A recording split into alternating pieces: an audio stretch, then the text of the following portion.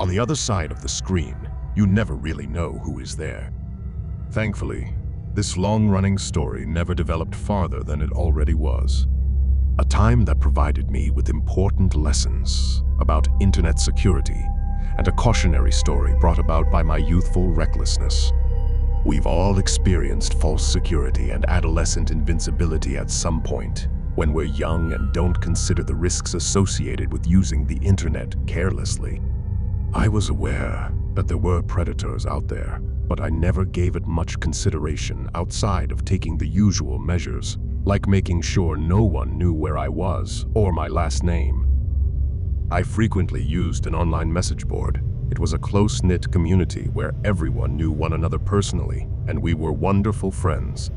Although I already had a large number of excellent friends close at hand, I frequently made new friends through the sites. And I still keep in touch with a few of them. Last summer, I even got to meet one of them while on vacation, and it was an absolutely wonderful experience. However, there was one user who stood out for some reason. Being a very friendship-oriented group, everyone was very welcoming of him the moment he arrived. But anyone could see that there was always something about him that was different. He was just strange. At the same time, he also gave the impression of being a sweet and innocent guy. We believed he wouldn't kill a fly.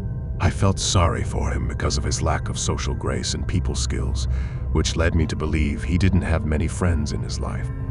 I made the mistake of showing him friendship, which was a foolish move and one that would lead to a protracted and traumatic ordeal for me. He became obsessed with me. There is no other way to put it. And I ignored it off as some weird online crush that would pass.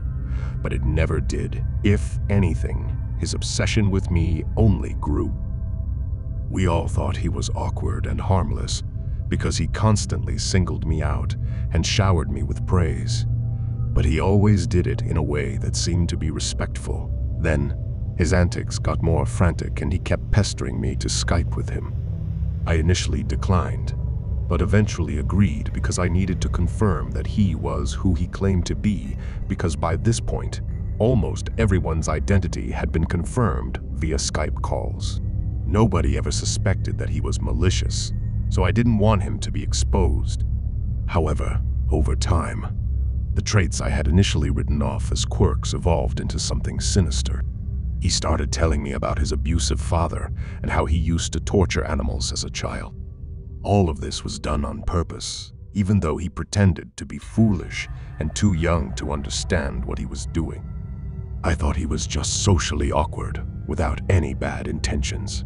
He seemed innocent and inexperienced. As the strange and disturbing messages began to arrive, along with offensive comments and trolls targeting me, I didn't take it too seriously. Our message board had dealt with trolls before, so this situation didn't seem particularly unusual. I didn't associate any of it with him, but one day he requested to join a Skype call with me and a friend. We reluctantly agreed out of respect for him, but we were shocked when he started doing inappropriate things. I ended my relationship with him as a result. I assumed that was the end of it, after he apologized repeatedly and left, but it wasn't. After his disappearance, the creepy messages got worse and more violent. I was getting at least 100 of them every day from different anonymous aliases, and it didn't take a genius to figure out who was behind it. Before I knew it, I was being impersonated on numerous accounts on social media sites. My inbox exploded with hundreds of messages threatening to kill and rape me in the most horrific ways every week. Anonymous accounts would send me brutal threats. I would occasionally receive my pictures from anonymous sources that I never shared with anyone, and I had no idea how they got access to them. I started saving everything this psycho sent me so I could gather evidence, and I requested that a thorough IP check be performed. One of the suck accounts that was checked matched up with 300 other accounts, including, you guessed it, his original account. I always knew it was him, but to have it confirmed with the knowledge that the psychopath created 300 accounts to use to stalk and terrorize me was finally enough to truly unsettle me. I wasn't too disturbed by the online stalker behavior for a full year. Yes, I was freaked out, but I didn't feel in danger or anything like that until the calls started arriving. And to this day, I have no idea how he got my home phone number. I never gave him my last name or anything else that would have given him access to my personal information. My guess is that he must have obtained it from my last name, and he would have gotten it from my Facebook, as I never told anyone what my surname was. I honestly don't know how he found my Facebook, though. The moment he got my number, he would call my house 24 hours a day. It got to the point where none of us was sleeping, because he was calling non-stop every hour until the early hours of the morning. At this point, I was beside myself with fear and expected any day that he would show up at my door if he had my phone number or my house number. I never answered it, but my dad did all the time. No matter how many times Father would hang up within 5 seconds, the creep would be calling back. The number itself was untraceable, but they were eventually able to determine the caller's address, and sure enough, it was coming from the state where I knew he lived because he had previously told me. I knew without a doubt that it was him doing all of this because I spent many sleepless nights worrying that he would show up any minute and try to kill me. It went on for 2 years. I alerted my family to what was happening as soon as the phone call began, but there wasn't much anyone could do other than block the various numbers he'd call from. The police wouldn't care about some menacing phone calls and messages from a creep miles and miles away. I eventually reached the end of my rope because my cyberstalker, a psychopath as he was and still is, before he started his reign of terror on me, he had revealed all kinds of information about himself, even posting it online. I knew what state he lived in, his parents' names, his full name, etc. He made it all too simple for me to get the better of him.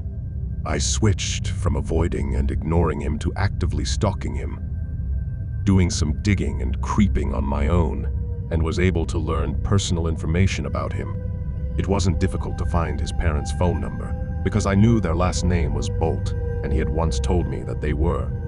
He was a 20-something-year-old that I knew lived with his parents. I called his family to tell them everything, and I do mean everything, because I thought it was at the very least time they knew what he had been doing. I'm not sure if they ever got the message because it was left on voicemail because no one answered, but I assume the phone call had the desired effect because it's been years, and I haven't heard any further from him since. I hope he received the help he needed. But I honestly don't care what happened to him as long as he doesn't harass anyone else. Looking back, it's amusing that telling his parents about it was enough to stop him. But it's not all that surprising given how childlike he was for a 20-something. So, psychopathic cyberstalker, let's never meet again for your own safety because I am no longer afraid of you.